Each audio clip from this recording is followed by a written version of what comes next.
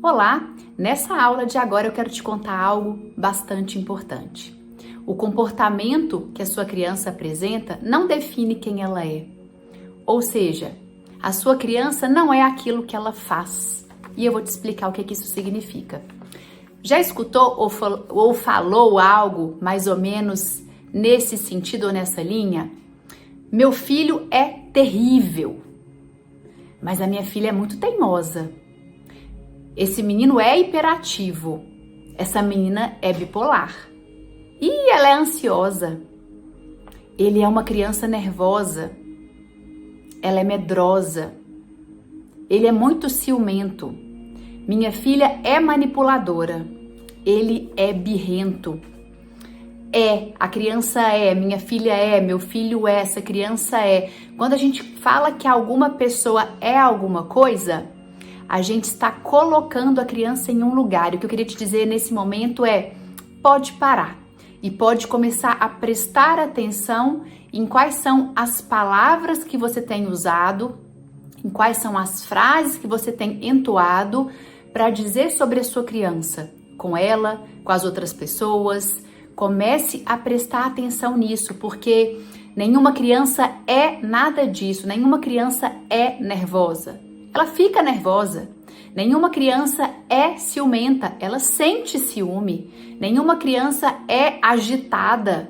Apesar de estarmos aqui num programa, num curso para falar sobre o universo da criança, do movimento, mas ela não é. O comportamento dela pode ser em alguns momentos agitado, né? Ela em alguns momentos fica, ou em vários momentos fica, mas ela não é.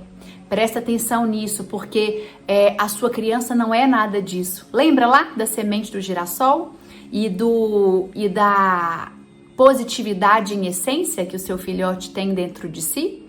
A sua criança, ela é positiva em essência. Ela não é birrenta.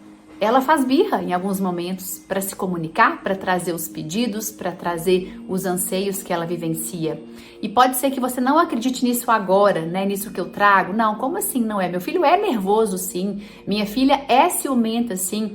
Pode ser difícil de acreditar, porque eu sei muito bem que quando a gente está vivenciando desafios com os nossos filhotes, fica tudo meio nebuloso, meio nublado. A nossa sensação é de que a gente está ali mergulhada no caos. É que é aquilo ali mesmo, né? Que a relação é puro desafio, que a criança é muito difícil. Mas eu queria que a gente pensasse junto alguns pontos bem importantes que eu trago para você aqui agora. Primeiro ponto, né? Os rótulos, eles aprisionam. Quando eu falo que uma criança é alguma coisa, quando eu, Cecília, mãe do Ian, falo pra ele, você é bagunceiro, e falo com a avó, e o Ian é bagunceiro, vovó, e falo com a professora, e como é que ele tá na escola? Porque lá em casa ele é muito bagunceiro. Eu estou colocando meu filho num lugar, num aprisionamento, e essa é uma prática cultural, né? Eu falo até, é uma prática cultural. O que significa isso? A nossa cultura, ela tem essa tendência de olhar para os comportamentos das pessoas e achar um lugar para enquadrar. Então, por exemplo, a gente às vezes, vamos sair do universo familiar, tá? Você sai, vai num supermercado e aí tá lá fazendo compra e vê uma pessoa tendo um comportamento agressivo, desrespeitoso. E aí qual que é nossa, esse homem, ele é mal educado, né? Ele é agressivo e já coloca a pessoa em um lugar. A gente tem essa tendência. Eu vejo um comportamento, eu trago desse comportamento, eu coloco em um estado de ser. E falar que uma pessoa é alguma coisa pode parecer bobagens que eu trago para você aqui agora. Isso é sutil, mas toda vez que você, mãe, pai, pessoa significativa para a criança, diz algo sobre ela, diz o que ela é, a partir de um comportamento que ela apresenta, a sua fala tem um lugar muito marcante na constituição da sua criança. A sua voz, a sua fala para a sua criança, sobre a sua criança, tem um impacto direto na forma com a qual ela se vê, como ela se sente com ela mesma, como ela vai se relacionar com você, com as outras pessoas, com a vida como um todo. Isso tem um impacto no autoconceito dela, Nossa, esse menino é terrível. Ah, ele é terrível, ele é bagunceiro, ela é muito agitada. A criança vai escutando, ela vai incorporando essas falas no autoconceito dela, em como ela vai construindo as falas sobre ela mesma. E também impacta na autoestima, o tanto que ela estima, que ela gosta em ser quem ela é ou não, impacta nas relações, ou seja, tem um peso grandioso. Eu sempre brinco que essa é uma batalha que eu travo com as pessoas. Uma vez eu estava passeando com a Mel, a gente estava caminhando e de mãos dadas, ela pequenininha, não devia ter nem 2 anos ou quase isso. Uma senhora passando na direção contrária, olhou para ela, ai, que menininha mais linda, já foi chegando para encostar nela, pegar na mãozinha dela. E a Mel estranhou, virou de lado, fez uma carinha brava, como quem diz, eu não te conheço, né? Que você já tá chegando aqui, se aproximando desse jeito. E a senhorinha olhou para mim e falou, nossa, ela é brava, né? E essa é uma batalha que eu travo com as pessoas, com todo o respeito que eu posso ter, que eu consigo ter ali. Mas eu olhei para a senhorinha e falei, ela não é brava não. Ela só não conhece a senhora. Ela não te conhece, ela não está à vontade. Falei algo nesse sentido. E aí a senhorinha me olhou, deu um sorriso, eu falei, tchau, bom dia, boa tarde. Não lembro qual era o horário, mas eu fui muito educada com essa senhora. Mas a minha preocupação é com o que a minha filha está escutando a partir de um comportamento que ela tem. Fui levar o Ian na natação uma vez, todas as crianças fazendo tudo bonitinho, igual o professor estava sugerindo, e como ele era muito pequenininho, eu entrava na piscina junto com ele, e ele não queria fazer o que o professor propunha. Ele queria ir lá no final da piscina, jogava o corpinho dele, ia lá, e aí o professor chamava, ele batia bravo na água, e aí a mãe de um coleguinha de natação olhou para mim, nossa, ele é bravo, né? Mais uma vez, eu respirei fundo, olhei para ela, falei, não, ele não é bravo, ele só não tá interessado no que o professor tá sugerindo aí. Você entende a diferença quando a gente fala que uma pessoa é? Eu cresci escutando que a Cecília é manteiga derretida. Ih, olha lá, tá chorando, manteiga derretida. Quando a gente vai falando sobre o que uma pessoa é, essa fala mobiliza uma interpretação interna. Quando eu escutava que eu era manteiga derretida, a leitura que eu, Cecília, fazia era isso é ruim. Eu sou isso aí, isso é ruim, isso aí diz de uma fragilidade. Uma outra fala que meu pai sempre trazia para se designar a mim, sempre que propunha alguma coisa, vou dar um exemplo simples, a gente às vezes ia sair para almoçar, a família toda, eu, minha irmã, meu irmão, meu pai e minha mãe.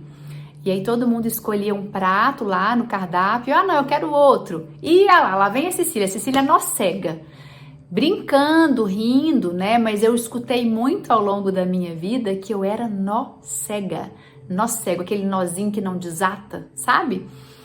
E eu fui escutando isso repetidas vezes, porque eu, no meu contexto familiar, sempre me vi um pouco diferente dos meus irmãos, nos gostos, às vezes nas escolhas. Não que um era melhor ou pior, só me via diferente. E a forma diferente que eu me colocava, as escolhas diferentes que eu trazia, quando eu tinha essas escolhas diferentes, eu escutava, lá vem a nó cega. Eu fui criando um significado interno para isso aí. Opa, nó cega não é muito bom, né? Um nó que não desata. E eu me sentia diferente das pessoas da minha casa, e isso essa fala, manteiga derretida, nó cega, fazia com que eu me sentisse incompreendida, que eu me sentisse frágil, fraca, diferente, ou seja, tudo que uma criança não quer sentir. A criança, ela quer pertencer, ela quer se sentir admirada, validada. Abrindo um parênteses bem grandão e bem importante, meu pai e minha mãe, quando brincavam com essas palavras, com essas falas, não tinham nenhuma má intenção, nenhuma, né? Era uma forma até carinhosa, engraçada, divertida, não faziam ideia do que isso, das leituras que eu, Cecília, com a minha subjetividade, com a minha individualidade, eu ia fazendo a partir do que eu escutava. Então, eles, mais uma vez, me ofereceram todo o amor, o melhor que eles puderam, que eles deram conta. Nenhum pai, nenhuma mãe faz com o filho, com a criança, algo ruim intencional, nenhum pai, nenhuma mãe em condições saudáveis emocionalmente, né? No estado são, não fazem nada intencional para machucar uma criança, seja fisicamente, seja emocionalmente. Então, fecha parênteses. Eu cresci dando significados para isso e eu cresci me calando. Já contei isso para você aqui. Eu comecei a entender que, opa, eu não posso chorar porque isso diz de uma fragilidade e eu não quero ser manteiga derretida. Eu não posso dizer muito o que eu gosto, as minhas escolhas, porque se é muito diferente eu sou a nó cega. Comecei a calar o meu sentimento, a calar as minhas ideias, a calar aquilo que pulsava forte dentro. E algo bem importante que eu quero que você entenda aqui. A sua criança acredita piamente no que você diz sobre ela. E o que você diz sobre ela diz única e exclusivamente sobre você.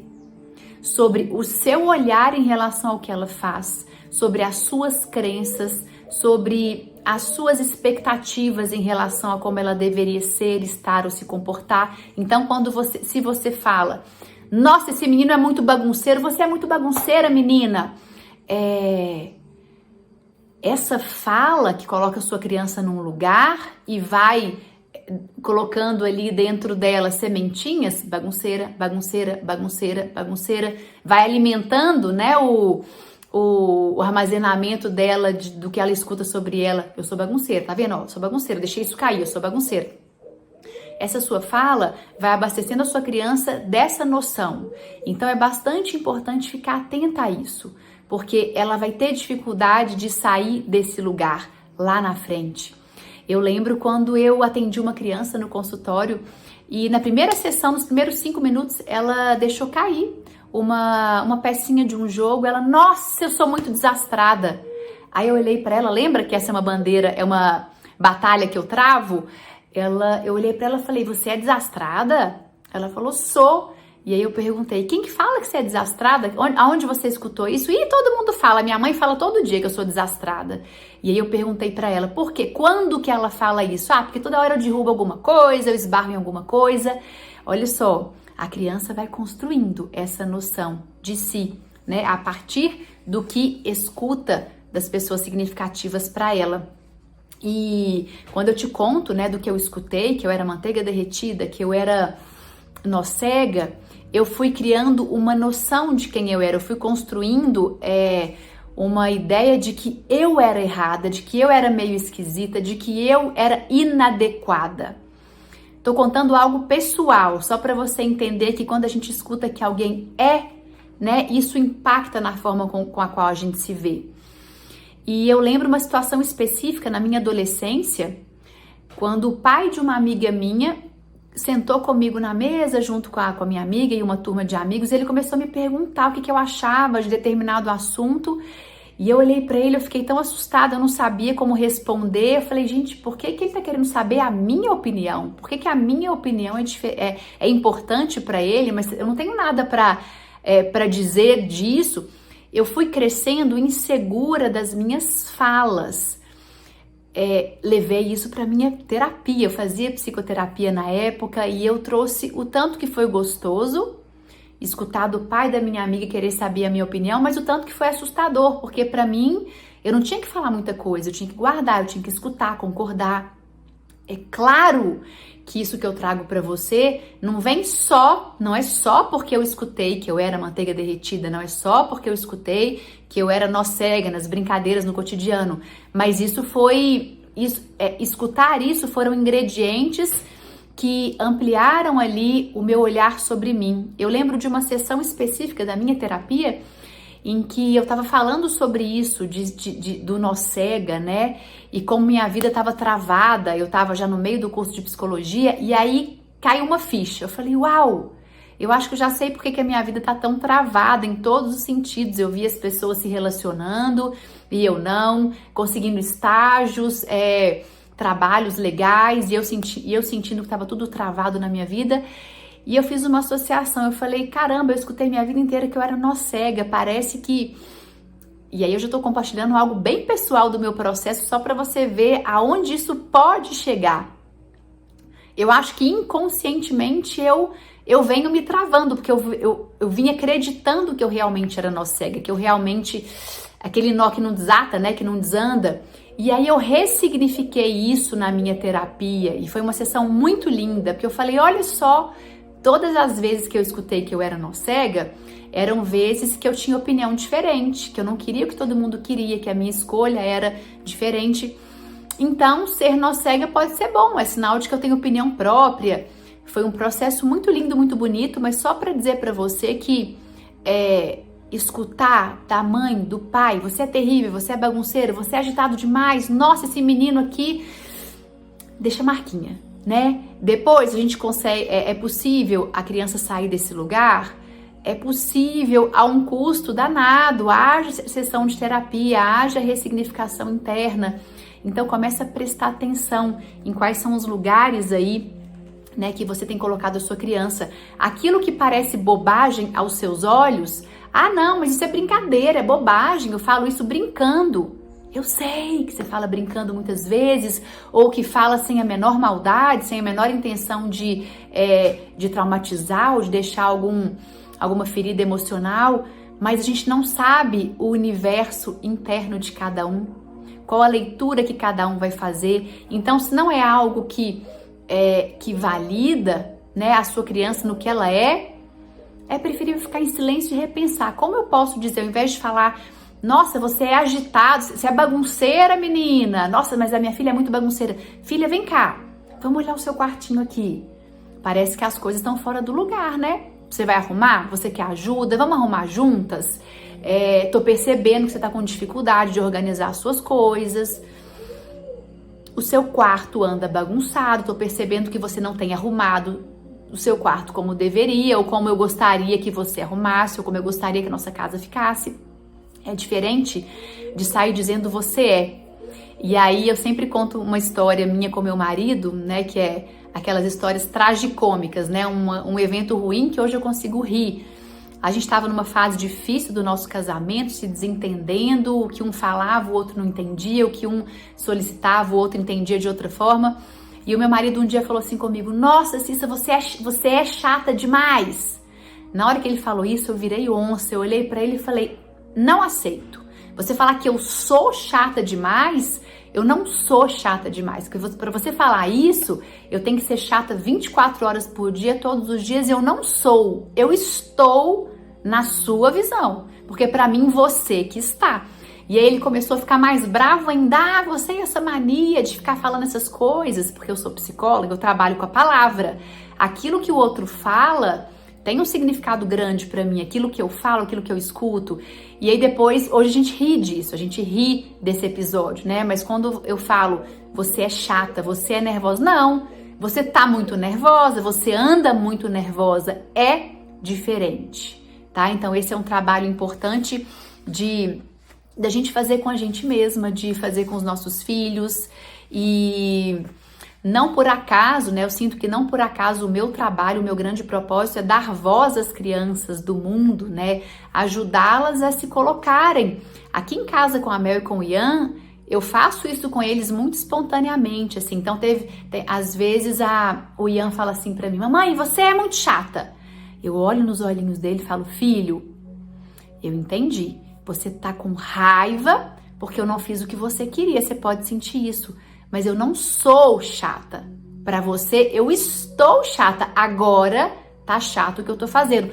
Pode parecer bobo isso, mas é algo que já vem na minha relação com os meus filhos. E é muito bonito quando eles tomam consciência disso e já trazem para a própria fala.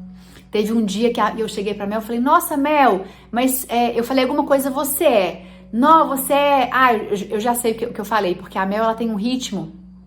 Ela é uma criança que faz as coisas organizadinhas, no ritmo dela, né, ela gosta das coisas organizadas, ela toma um tempo para fazer isso. E aí no final do dia ela tem uma tendência a demorar para fazer as coisas, e eu soltei, filha, você é enrolada, hein? Nossa, mas você é muito enrolada para fazer essas coisas. Ela, mamãe, eu não sou enrolada, eu não sou. Eu estou demorando. A Mel tá com 7 anos e ela hoje traz para a palavra algumas falas que me deixam muito assim, uau, que me trazem para o meu eixo também, que me ajudam também. E eu vejo que é algo plantado, construído aqui na nossa relação. E a sua criança que se movimenta muito, que demanda muito de você, ela não é o comportamento que ela apresenta. O comportamento que ela apresenta pode ser simplesmente a forma que ela tem de contar para você alguma coisa. E a gente vai ter uma aula ao vivo, um encontro ao vivo, online, em que eu vou falar sobre isso, sobre o que está por trás dos comportamentos, né? Sobre comportamentos desafiantes como pedidos, como chamados para necessidades não atendidas das crianças. Mas por hora, nessa aula de hoje, o que eu queria trazer para você é isso. Quais são algo para você parar e refletir? Quais são os lugares que você tem colocado a sua criança? Quais são os lugares que você, sem perceber, com a melhor das intenções, ou na brincadeira, porque é só uma brincadeira, isso é bobagem, você tem aprisionado o seu filhote? É no lugar do terrível, do hiperativo? É no lugar do teimoso, do ciumento? Respira fundo aí, aproveita o seu caderno para anotar quais lugares de aprisionamentos foram esses aí, estão sendo esses. E pode escrever também no seu caderno qual novo movimento você pode fazer em relação a isso, qual a nova fala você pode trazer. Então, como eu disse aqui no exemplo anterior, se você tem uma tendência, sem nem perceber, de falar, nossa, você é muito bagunceira, meu filho é muito bagunceiro, filho, vem cá, olha, esse quarto tá bagunçado. Como que eu posso te ajudar para arrumar? Tô percebendo que você não tá dando conta de arrumar sozinho.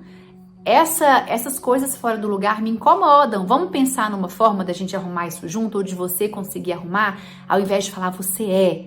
Tenta formular intuitivamente aí uma nova fala em relação a esse aprisionamento que você identificou ou vai identificar aí que tem colocado o seu filhote. Isso é muito importante para nossa caminhada aqui.